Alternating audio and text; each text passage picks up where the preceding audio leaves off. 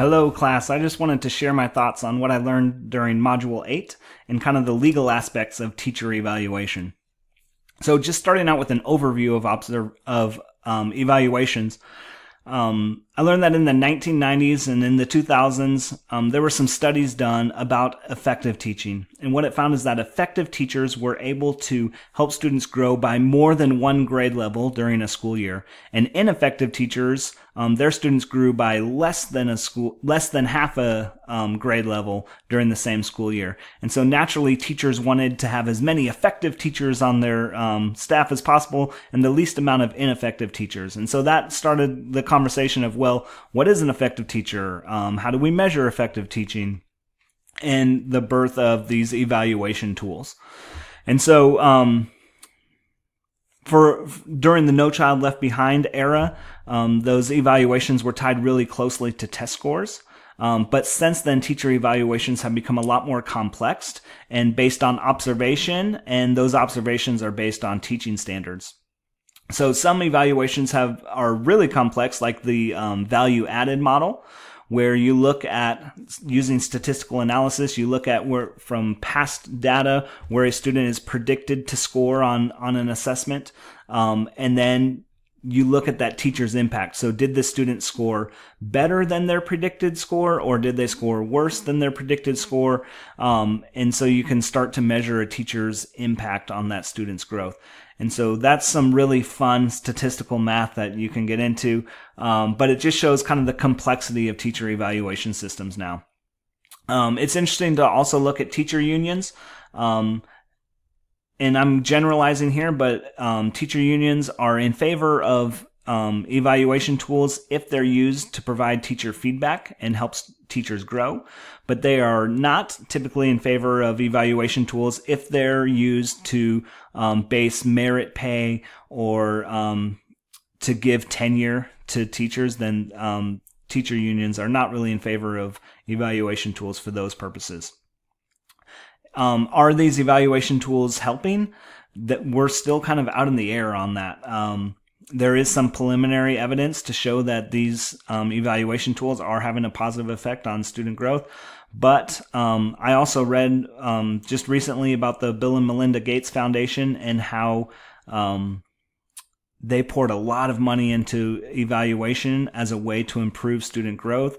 And what they found is that their evaluation system really did not have the impact on student growth that they were hoping. So they're looking to put money into other aspects of education and moving away from teacher evaluation. So I think no one knows really how effective these teacher evaluation tools are on student growth. So I want to talk a little bit about ESSA, and ESSA is the Every Student Succeeds Act, and it's the federal law that took over for No Child Left Behind and Race to the Top. So what ESSA does is it stopped the mandate that teacher evaluations had to be tied, especially really tightly, to student test scores, and it gave the power of teacher evaluation back to the states.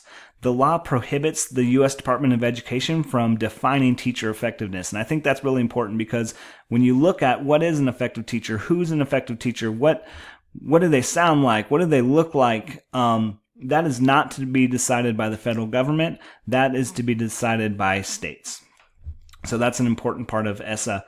Also, the law requires that states use multiple measures to assess school performance beyond just test scores. And so ESSA is one of those weird laws that passed overwhelmingly with support from both the left and the right. And in today's political climate, that's a real rarity. So I'm excited to see what ESSA brings to education in the United States. Teacher evaluations in my school district.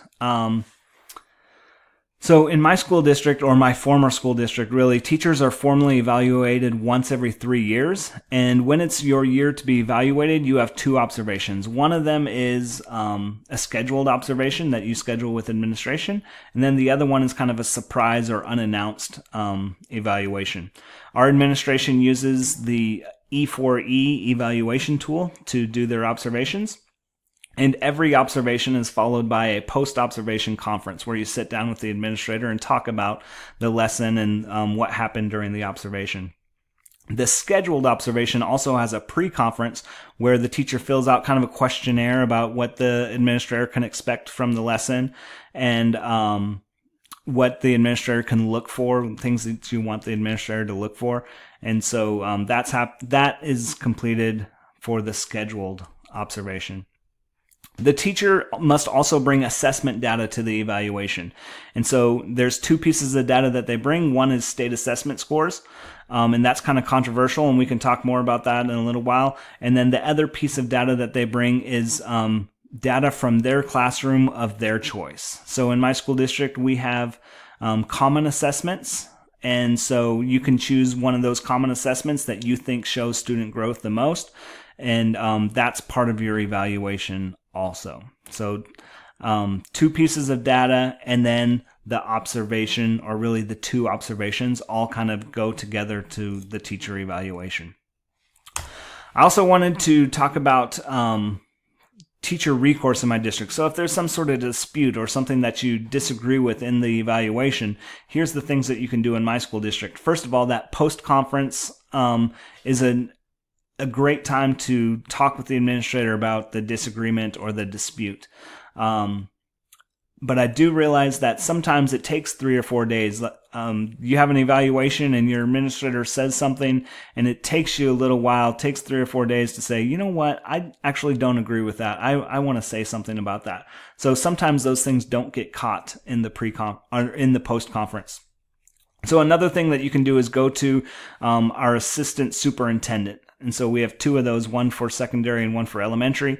And so they can also handle some of these disputes, and you can have a conference with them and sit down with them to see if you can figure out a solution to the dispute. I am not a member of our teacher union, but it's my understanding that a teacher could also file a grievance against the district with the union, and the union could look into it and help support the teacher with that dispute. And if there was a termination in my district, I know the due process at the state level has not been there for a little while, but my district has kept due process. So any teacher who is terminated has the right to go before the school board and kind of make their case, or ask for the evidence that's been compiled against them to cause their termination. And so due process is a way that teachers can kind of learn or fight their termination. As a future leader, you know what? I think I missed a slide here. I want to go back to this court case. I apologize. One of the court cases that I found really interesting was the Letterman versus King, and this happened in New York. And Dr. King, I actually got to meet him, and I think that he's a great guy, so it's kind of weird to see his name attached to this lawsuit. But what happened, I'm going to try and do this briefly. Sherry Letterman is a 4th grade teacher who thought that her evaluation from the state of New York was inconsistent. And so one year she got rated as effective, and the very next year she got rated as ineffective, yet her student data was almost identical for the 2 years. And so she sued the State Department of Education. And in 2016, in May of 2016, the court sided with Sherry, and they said, you know what, you're right, the method that they're using, the student growth measures that the state is using are arbitrary, and they did two things. One, they said that the state would have to take back that evaluation, that ineffective evaluation on Sherry, and also that the state would have to stop using those growth measures until they could modify them and find a better way to evaluate teacher performance. And so that was a big thing. The reason why I chose this particular case is because I feel like it ties back to my experience with evaluations. I kind of told you guys 3 or 4 years ago I got evaluated, and it was a really poor evaluation. And anyways, I took that as an opportunity to grow. But during that same year was when I was named my school district's nominee for Teacher of the Year. And a couple months after I was named my school district nominee for Teacher of the Year, I had my second observation, and all of a sudden I got raving reviews, and my lesson was so wonderful. And I really feel like my 2 lessons were nearly identical. I didn't feel like I had grown that much between one observation and the other, yet in one of them I scored ineffective, and the other one I scored like perfect scores, like this is the best lesson ever. And I just feel like it was because I was named Teacher of the Year that all of a sudden they felt I was doing better or something. So I kind of feel Sherry Letterman on this case, and that's why I wanted to go for that particular case.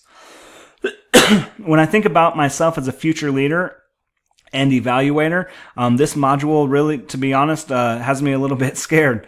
I think that it's an important role for an administrator, and I think that you have to be really deliberate. So a couple things that I would want to be as an evaluator. Number one, I know this seems kind of obvious, but I just want to be honest. In some of the readings that I found, it said that administrators don't feel like they can be honest because they know the relationship between them and the teacher is really important. So they want to keep that relationship going, and that prevents them from being honest. And so I don't want to do that. I just want to be really honest with teachers and talk to them about where they're at and not feel bad about that. Fairness is also really important. Again, it's an obvious thing, but you cannot let your bias come through. You have to be sensitive to diverse teachers, to diverse strategies, to diverse methods without your bias coming through. And so I want to be a very fair evaluator. The other thing that I've learned is that documentation is really important. And so I want to make sure that I document the things that I observe, the things that I see in classrooms. I want to make sure that I keep good documentation on that because of some of the things that I've been reading about. I've been super fortunate with my administrators that they have been so open to communication. During that post-conference, we always talk about what I think my strength is, where I would like to grow, things that I think I could do better, all of those types of things. It's really a growth mindset conversation, but they want to talk to me. They want to have communication with me, and I want to do the same thing as an evaluator. I would like my evaluation to provide really specific feedback for teachers. I hope that I can give teachers more feedback than, in my district, the evaluation is only once every 3 years. I think feedback needs to happen a lot more often than that, but I think that it's a good time and space to provide some really specific feedback for teacher growth. And then finally, I want to be an evaluator who uses multiple pieces of data, both quantitative and qualitative, whether that's test scores to show student growth, whether that's conversations with students and parents about what's happening in a classroom, definitely conversations with teachers about how they feel things are going. But I want to provide both. I want to utilize both quantitative and qualitative data to help me evaluate teachers. So that's kind of my 2 cents about Module 8. I had a great time. I feel like I learned a lot, and I can't wait to watch some of your videos to see what you learned in Module 8. Thank you.